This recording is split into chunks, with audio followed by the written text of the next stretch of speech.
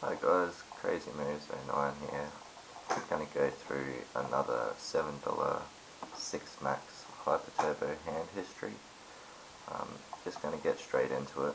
The only thing I'm going to do different this time is I'm going to try and go through each hand regardless of whether we're in it, just so that we can assess some of the other players' play and point out some of their leaks.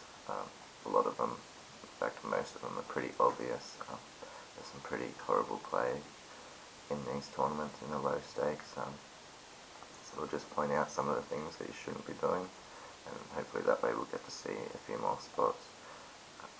And I'll try and keep this one pretty short. The last video was quite a long one for a short hand history, so I'll try not to go into too much detail, not over detail things. First hand in this one, this guy just shoves with open shove. We get a limp under the gun, and then a shove behind with ace-7, which is pretty horrendous, and is exactly why in the last video I was saying early on, don't be afraid to call with hands like ace, ace-jack plus. Even sevens is okay sometimes in later position. Obviously you can call a bit wider. I probably wouldn't be calling the ace-jack here on the first hand from an early position shove, but when people are this bad, obviously you can get away with this kind of thing and it's not going to be too bad a play. So we get an all in on the first hand, supposed sucks out, and we're -1 on the first hand.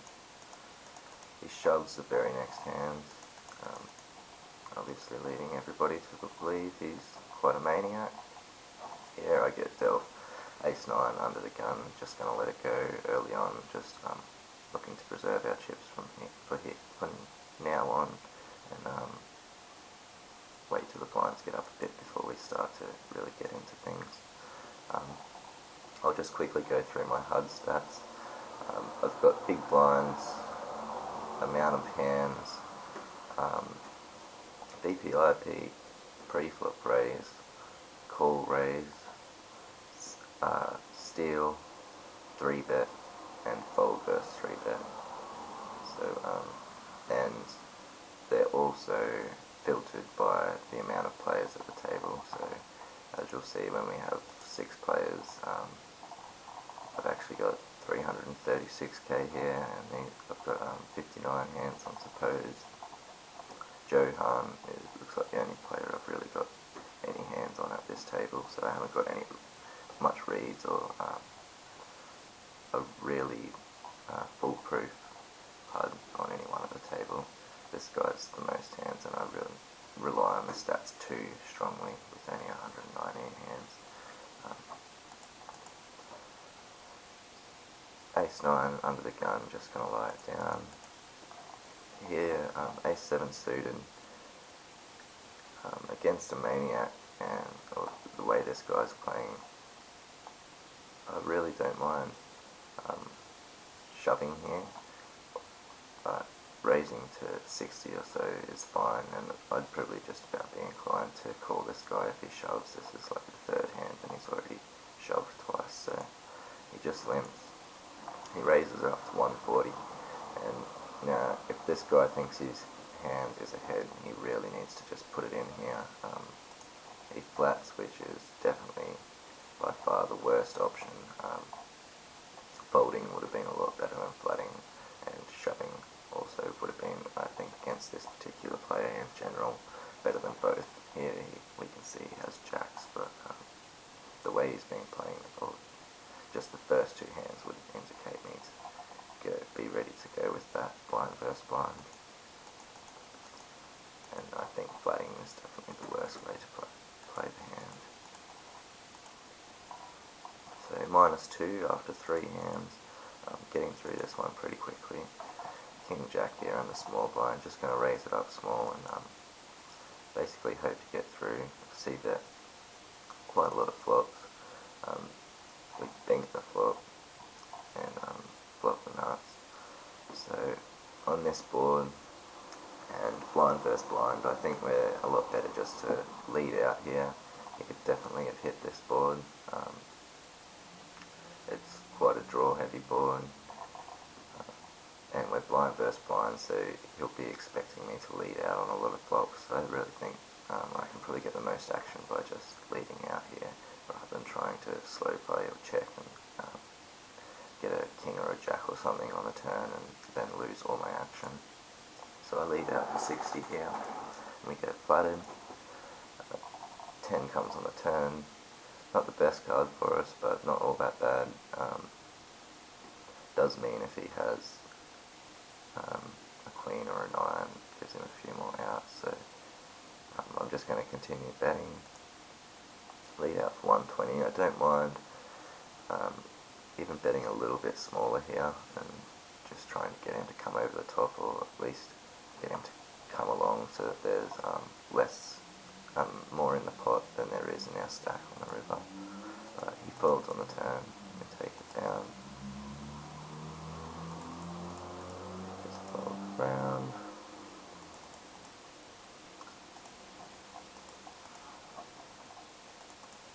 Okay, A7 in the blind here. This guy's pretty crazy, so I don't really want to raise it up and get shoved on, or raise it. My hand's probably ahead, but it's not that strong, and I don't mind just playing a cheap pot in position here. So he checks to me on the flop. Yeah, ace is generally going to be good here, so I lead out. He calls. He checks the turn. I just check it back, not looking to get too many chips in here at the moment. Just looking to preserve my stack still, not getting too involved, and also I'm playing a lot of tables at a time, so I really wouldn't be aware of just how crazy this guy was playing at the start either. Here he bets out 60, and the way the hand's played, I definitely should have called here for 60. If he bets like 100, and folding's fine, but for 60 here I think I really should have called, which I actually fold. And I think that's a mistake there. I should have called the 60. He definitely could be betting out there on air.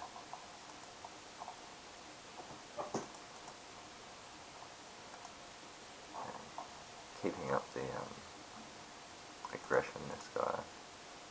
Crazy aggression. Just a raise here, not too bad on ace-queen to try and induce a shove, and I like 3x just because they're blind versus blind, so you don't want to make it too small because people are just going to flat way too often then. Here you get shoved. Both players play the hand fine.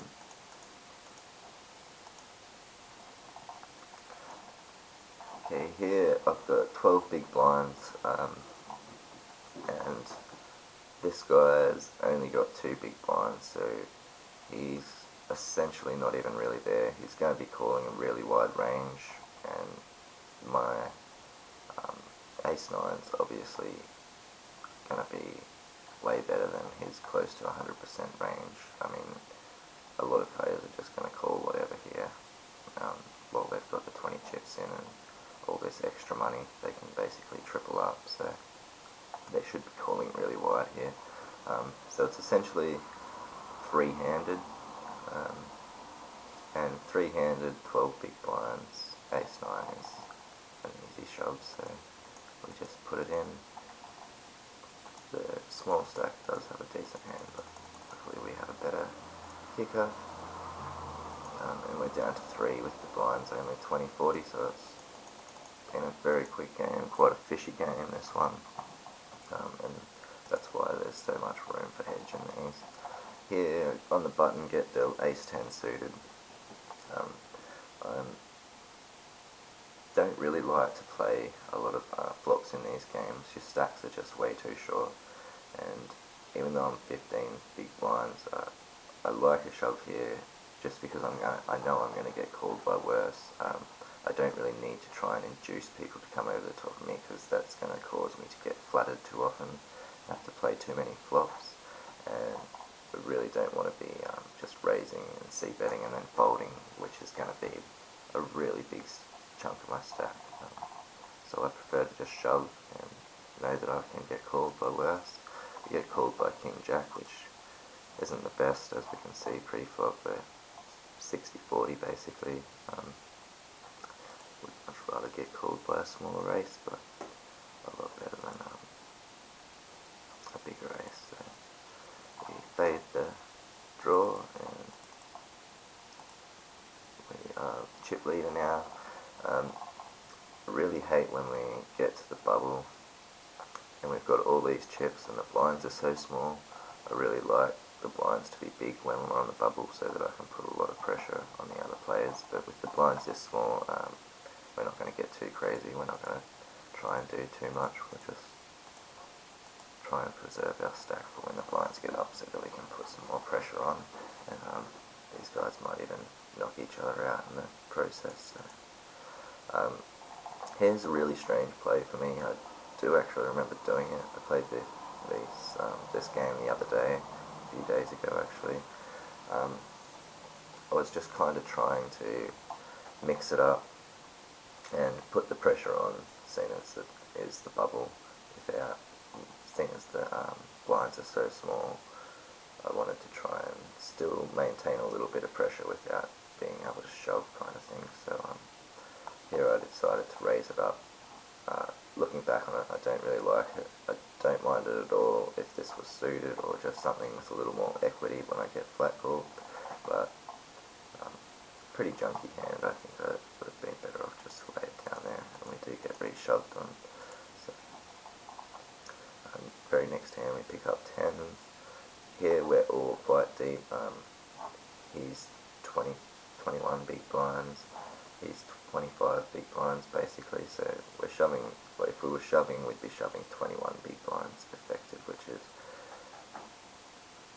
too deep. We do, especially on a strong hand, we have got, now that we're all this deep, we have got a bit of room to play post-flop. So just raise it up to 100, we get re-shoved on, definitely not going anywhere with the 10s, and great situation, he has 9s, played it fine. Just a cooler basically, and we're heads up.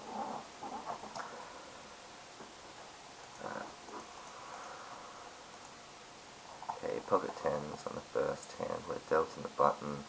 Here, just want to win raise and see if we can get this guy to come over the top of us. He was playing pretty crazy at the start. I wouldn't have really known this in game though, because I would have had another 8 tables stacked on top, so I've only got my HUD really to rely on, and as you can see I don't have a lot of hands on this guy.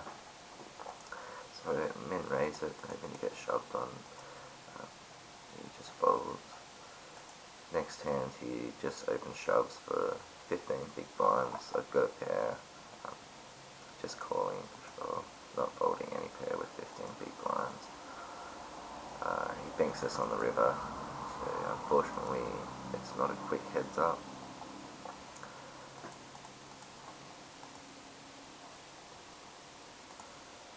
7-8 here. If he had have raised me, there's a pretty decent chance I would have re-shoved on him. I don't mind mixing it up there though, just flatting if he raises to, for one, a lot of the time they don't expect you to have the ace. When you do hit the ace, they think you would raise it or shove pre-flop, so they don't put you on the ace, and if you play the hand right, you can often try and get them to try and take the hand away from you and let them hang themselves. So I don't mind that option, and re-shoving's not too bad. I just find it quite a high variance play. A lot of the time when you get called, they're going to have a bigger ace. So, and here he just limps. I don't want to raise or anything. I'm just going to play the hand out of position. So I don't mind just checking here, and again, if I do hit the ace, a lot of the time he's not going to put me on an ace just because he'll expect me to raise it up here with an ace. Just goes check check all the way through. He takes it on the river. Here with the pair, I'm almost 20 big blinds deep. It's just something I like to do, heads up, with pretty much any pair, probably 4s plus really with this deep. I like to just open shove. It's just something I've always done. You do get called by a lot of small aces, and you get called by smaller pairs sometimes, and I just don't like playing small pairs post flop. They're really hard to play, and often you'll raise it up, and if they hit anything on the flop or whatever, then you're behind. So I'd rather just get it in ahead pre-flop. But we don't get called this time. Get a walk. Next hand we get king 10. Almost 20 big blinds deep, so just min raise it. He's slowed down a lot now that we're heads up. After seeing the start, I really thought he'd be pretty crazy here, but looks like maybe he was on quite a run of hands. The a7 from the very first hand was a pretty bad play, but apart from that, we haven't actually seen him do anything too terrible.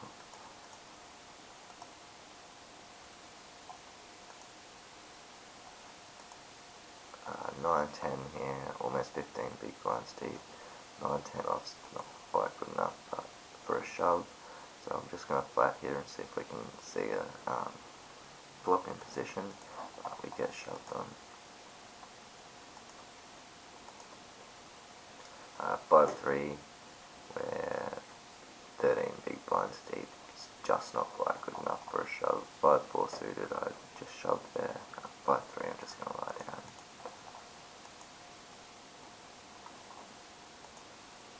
Here, he just limps. Just going to shove the ace king.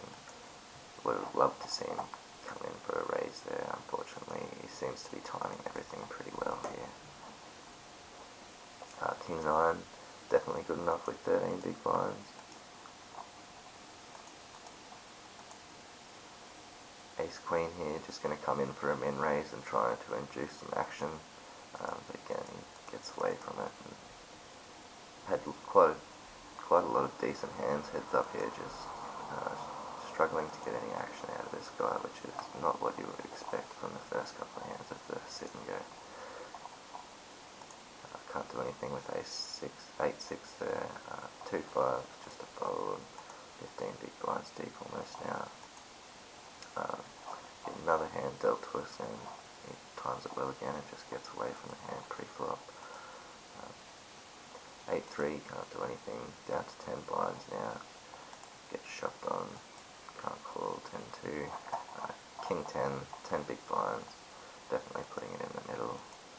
He wakes up with a hand, pocket jacks, and hold.